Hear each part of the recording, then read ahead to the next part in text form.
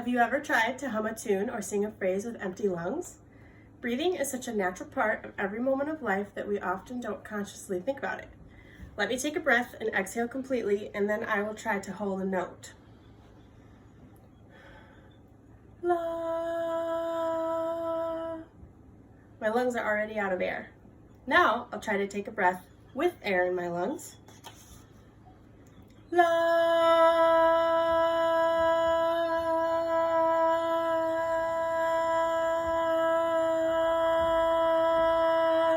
Way easier. Did you know that there's a correct way to breathe while singing? It's not very well known information unless you've had proper breathing and vocal training. I had the opportunity to learn from Amy Steiner, an experienced and talented vocalist from my home church. I'd like to share with you what I learned about what the diaphragm is, what its purpose is, and how to breathe with it to take your singing to the next level. Let's start with learning what the diaphragm is and what it does.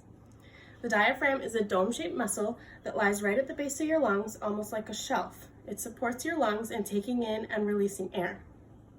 Kay O'Connor says in his article, "Correct breathing and support for singing, breathing from the diaphragm is a phrase that gets thrown around, and the assumption is that the student will just instantly know what it means and be able to successfully apply it to their singing.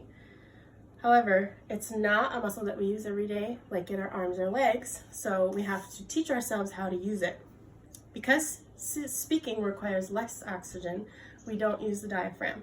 We will habitually breathe more shallowly, using our chest and shoulders, and filling our lungs from the top to the bottom, like so.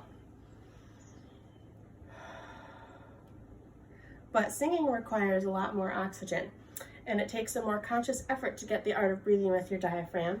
So you're going to breathe, filling your lungs from the bottom to the top, keeping your shoulders still, and inhaling from your belly, like this.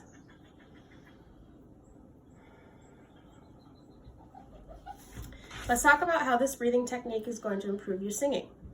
E. Peasgood says in her article, Vocal Technique for Singers, the ability to inhale large amounts of air allows phrases to be sung in a controlled and relaxed manner and to be held out for longer. There's three main ways that there's three main ways that breathing with your diaphragm improves your singing. Number one, you have more sustained notes, so you can hold your notes out for a lot longer. Number two, you can project your notes for a lot farther and louder. Number three, it will enrich your tone for a rounder, fuller, richer sound.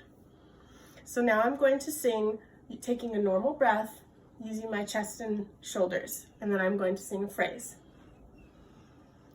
Do, re, mi, fa, sol, la, ti, do. Now I'm going to take a breath using my diaphragm and sing the same phrase. Do, re, mi, fa, sol, la, ti, do. So as you can hear, my sound was much fuller and louder the second time around. Now that we know the difference between breathing with and without the diaphragm, we need practical measures we can take to teach ourselves to breathe habitually with our diaphragm. I have an exercise I'd like to show you that you can practice at home to teach yourself how to use your diaphragm. The easiest way to start is when you're lying on your back like this. So you have your shoulders flat on the ground, and then you place a book or something flat on your stomach.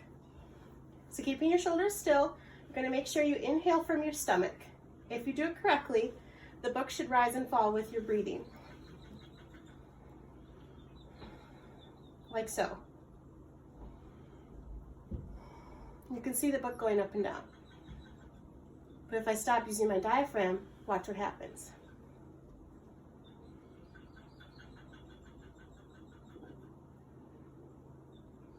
The book stays still.